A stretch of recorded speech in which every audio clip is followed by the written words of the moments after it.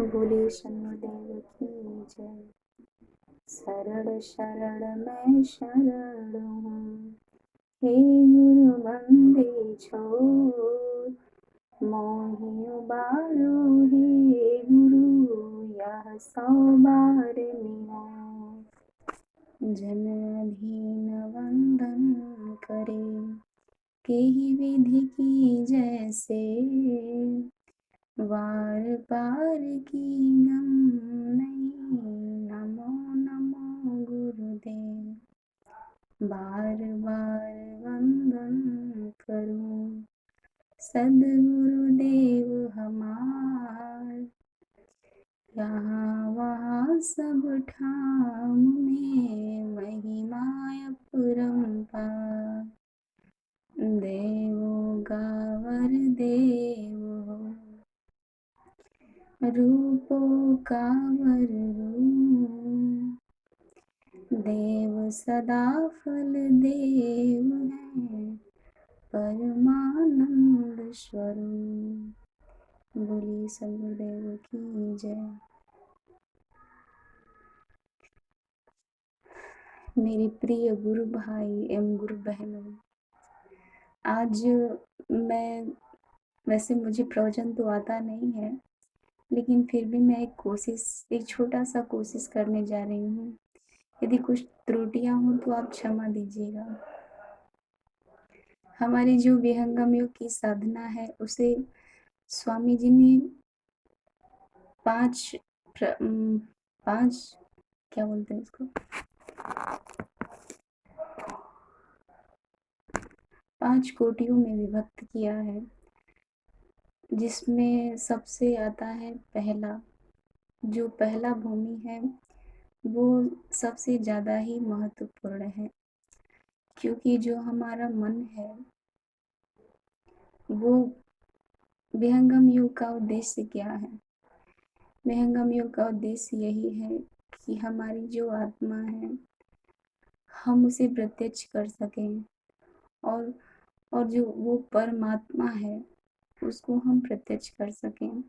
लेकिन उससे पहले बात आती है मन की, और यह जो मन है वो कैसा है?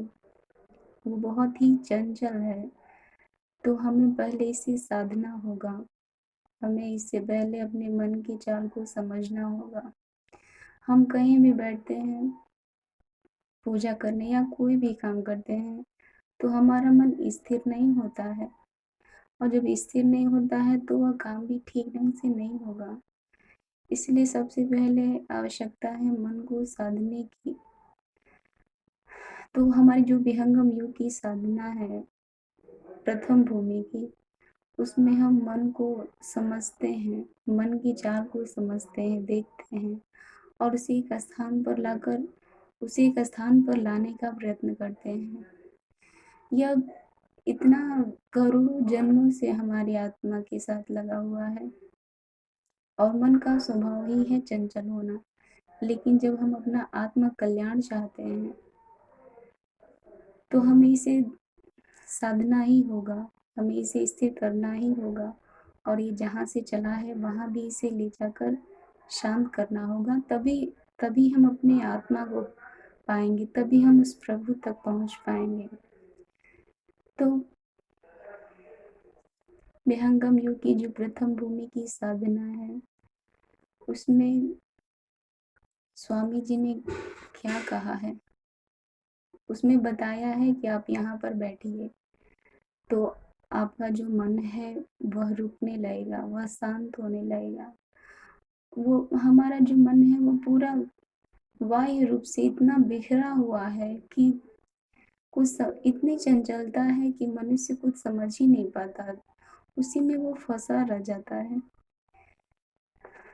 तो इसलिए स्वामी जी ने इसको प्रथम भूमि की का जो साधना है उसे बहुत ही इम्पोर्टेंट कहा है, क्योंकि यहाँ मन से हमें युद्ध करना होता है। जो हमारा मन है उसके विपरीत हमें कार्य करना पड़ता है। स्वामी जी ने क्या कहा है प्रथम भूमि की साधना के बारे में?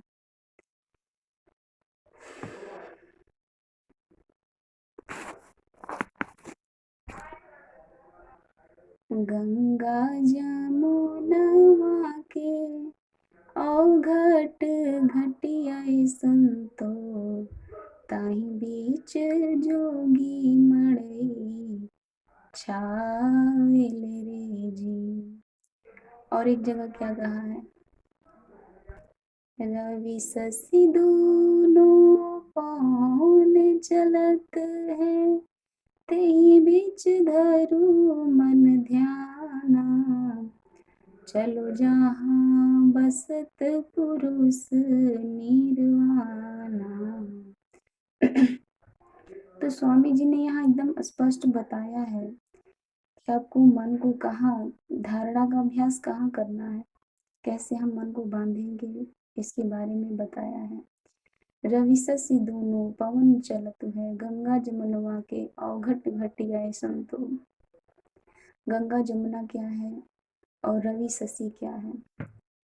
ये जो हमारी नाक है उसके दोनों छिद्र हैं, उसमें से एक गंगा है और एक जमुना है, एक चांद है एक सूर्य है।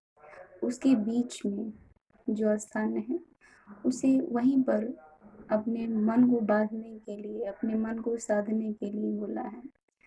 तो हम प्रथम भूमि की साधना का अभ्यास यही करते हैं। जब हम यहाँ बैठते हैं तो हमारा मन कभी इधर ले जाएगा, कभी उधर ले जाएगा, कभी ये बात याद दिलाएगा तो कभी वो बात याद दिलाएगा। तो यही इसमें देखा जाता है और इसमें तो बहुत आनंद आता है। अब समझ में आता है कि हाँ इसमें आनंद था, क्योंकि हम कुछ भी कहेंगे तो अपना कार्य करेगा, वो हमें वहाँ ले जाएगा, फिर हम उसे खींच कर गुरुचरण, हम स्वामी जी में लाते थे, फिर वो उधर ले जाएगा। यही कार्य चलता रहता है। लेकिन यदि प्रभु में प्रेम हो तो वो अवश्य ही नियंत्रण हो जाता है उसका। और जब ये नियंत्रण हो जाता है, जब पहली भूमि की जो साधना है, तो बड़ा ही आश्चर्यजनक इसका प्रभाव भी देखने को मिलता है, क्योंकि हम शांत हो जाते हैं,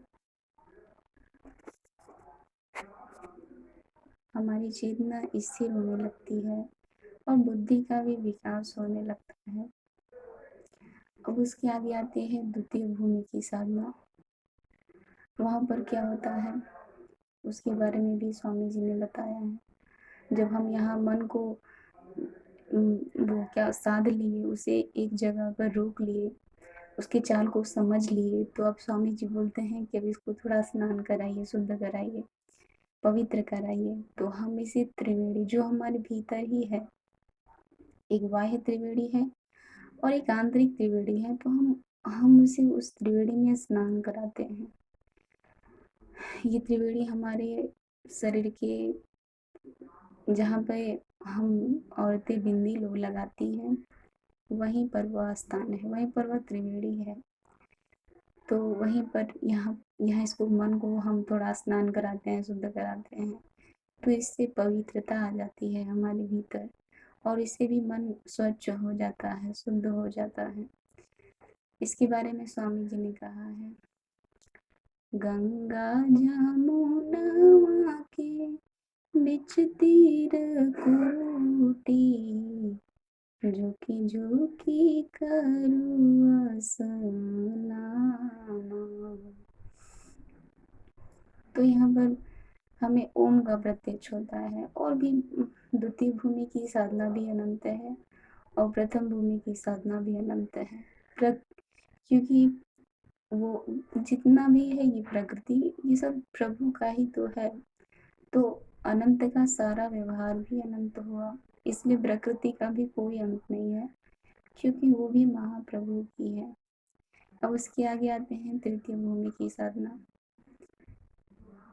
तृतीय भूमि की साधना में स्वामी जी क्या बोलते हैं, उसके आगे आता है तृतीय भूमि की साधना। तो यहाँ पर जब हम अपने मन को थोड़ा स्वच्छ कर लेते हैं, तो अब उसको जब वो गगन में प्रवेश करता है तो बहुत सारे वाद्य यंत्र उसको सुनाई देते हैं, जैसे एक वेलकम, स्वागत होता है उसका आत्मा का जब वो गगन में चढ़ती है। तो इस तरह से मतलब वो ध्वनियाँ एक तरह से बजती रहती हैं, वो हमेशा ही बजती रहती हैं, लेकिन स्वागत के रूप में कि आप अब प्रभु की तरफ बढ़ रहे हो। तो यहाँ पर मन अनहद सुनता है और बहुत ही शांति मिलता है। इस अनाथ को भी सुनकर मन उमंग से भर जाता है और शांति मिलती है, अच्छा लगता है। स्वामी जी ने स्वरवेद में इसके बारे में क्या कहा है? अब चलो साकाल है, नौबत बाजत द्वार, इधर उधर मत देखिए, चढ़िए सुरति समा। तो ये तृतीय भूमि की का जो दोहा साधना है उसके बारे में ये दोहा कहा गया है, स्वामी जी ने कहा है। तो यहाँ पर हम अनहद सुनते हैं, और भी बहुत कुछ है जिसका ज्ञान मुझे नहीं है अभी, लेकिन हमें हमें क्या चाहिए? हमें तो चेतन चाहिए, हमें तो अपने गुरु का चरण चाहिए। तो हम तो इससे आगे बढ़ेंगे, हम प्रकृति में नहीं रहेंगे। तो अब इसके आगे बढ़ते हैं। स्वामी जी ने कहा है, बालापन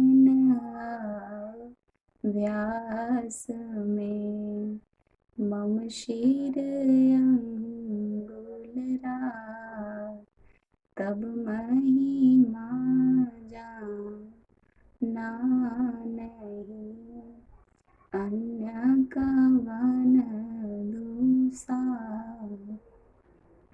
स्वामी जी ने कहा कि जब मैं बालापन में था तब नित्यानंद सदगुरुदेव ने उनके सर पर 2 अंगुली रखा, जिसका महत्व वो उस समय नहीं समझ पाए। लेकिन क्या बोल रहे हैं कि तब महिमा जाना नहीं, अन्य कवन दूसा, मतलब वो बाद में समझ गए। तो ये है चतुर्थ भूमि की साधना। चतुर्थ भूमि में क्या होता है? यहाँ तो गगन वो निराधार है ना, वहाँ पर चढ़ना पड़ता है। वहाँ पर चढ़ना तो कठिन है बहुत। जो निराधार है उस पर कैसे पग ठहरेगा? उसके लिए तो सूक्ष्म होना पड़ेगा बहुत। इसलिए यहाँ पर सद्गुरु प्रार्थना और संतों की कृपा की अत्यंत आवश्यकता है। और सबसे बड़ी बात तो संत ही सब कुछ दे देता है। संत ही सब कुछ देता है, माध्यम वही बनता है। तो हमें तो संत ने ही दिया है और अपार कृपा हुई है उस संत की भी और सद्गुरु की भी, जिसकी महत्ता मैं नहीं कह सकती।